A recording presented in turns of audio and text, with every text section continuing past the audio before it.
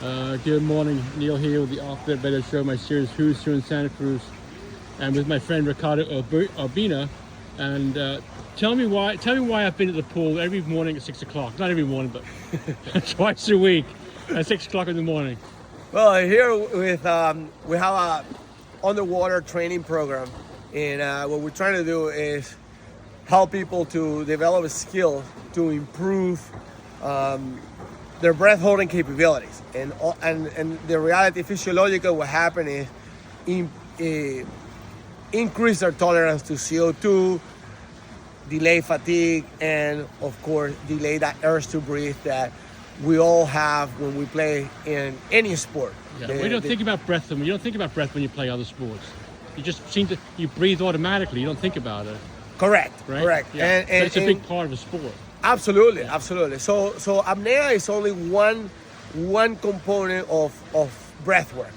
All right, but it is definitely one of the things that is highly recommended for whether it's post-concussion recovery, and of course to increase your endurance, improve your aerobic and anaerobic threshold, improve your VO2 max. So the applications of apnea into any sport really it's really important. Right.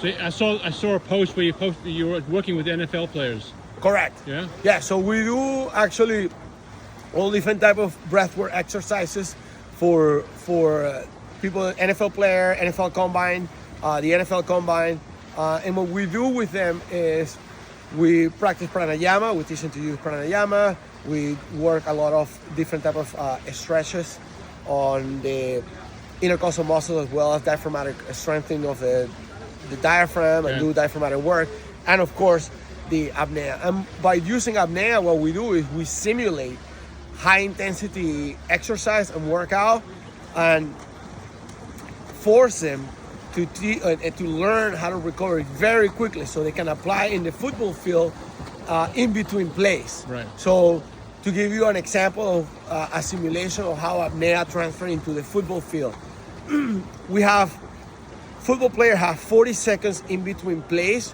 to recover before the next play.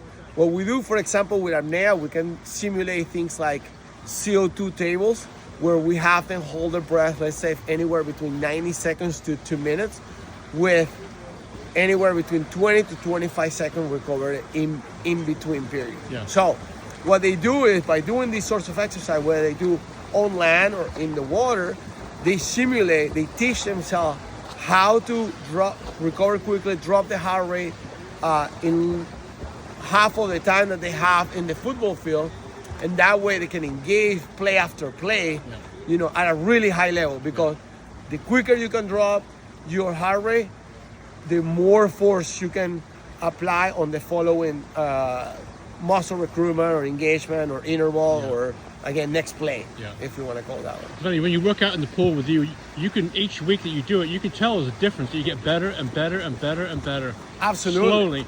And your recovery is just as important as the intake of air, right? Correct. The recovery is very important.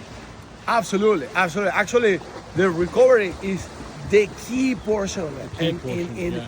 And the reason for it is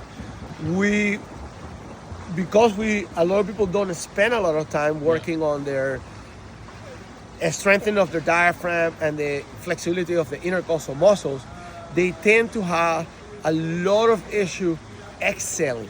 So it's very easy to inhale, but they are very weak when it comes to exhaling. So by doing a lot of work in the pool and constantly having to come out to the surface with that urge to breathe and gas of air, you are being forced and you train properly on proper exhalation. So as when you exhale hard and properly, you actually open the space to have a full inhalation and bring as much oxygen in as you need to recover properly and engage again to the next. How did this begin with you? How did it start with surfing, or how did you start with this program? So I'm a freediver instructor. Yes.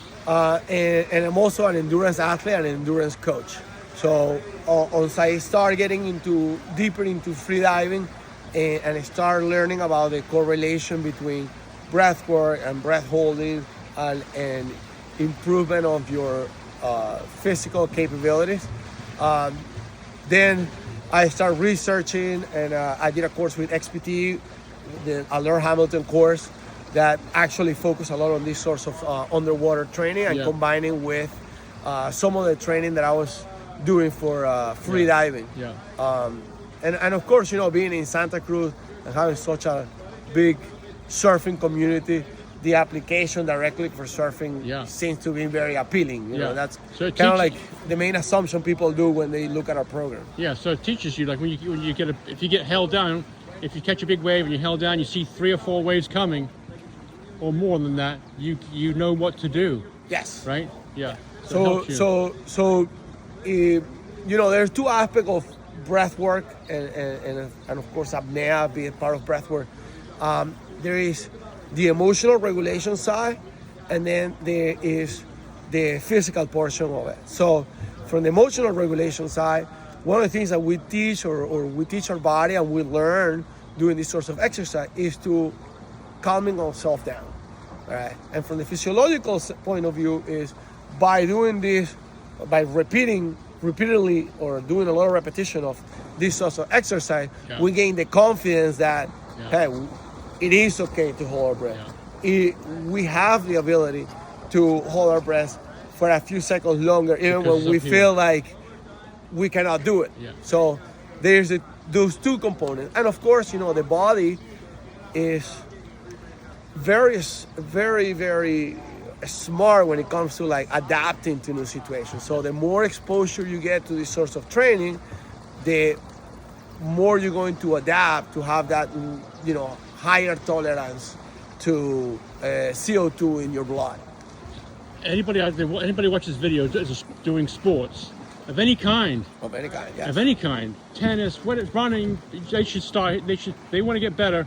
They're going to be in the pool with your program. Absolutely. I do a lot of work with swimming teams, water polo teams, lacrosse, football, both at the high school level, I've done college level and professional. So any sport that you play, if you want to maximize your skills, your ability, improve your physical performance, doing breath work and specifically applying apnea into your training routine will definitely help you improve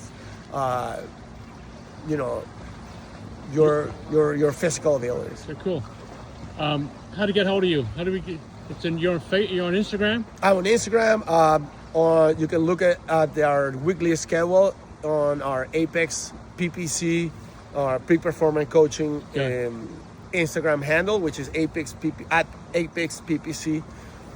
We post literally every week the schedule on the following week. Unfortunately, we don't have a set schedule because we work with a high school pool, and they have different schedules. We have to share the pool with the swimming team, the masters, as well as the water polo team. Well, I have a love-hate relationship. It's fantastic, but it's really hard. It is hard, dude.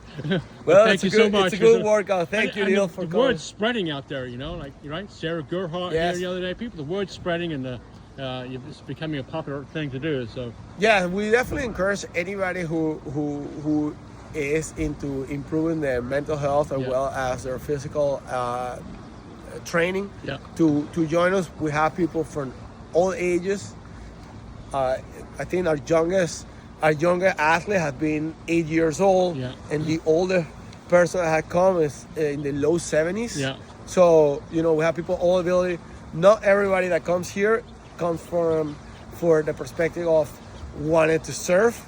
We have musicians that come to our practices. We have people that are into CrossFit. So really, doesn't matter what sport you play or what activity. These sorts of training will definitely help you out and improve your physical ability. Thanks, Ricardo. Thanks for having me, buddy. Thanks, Neil.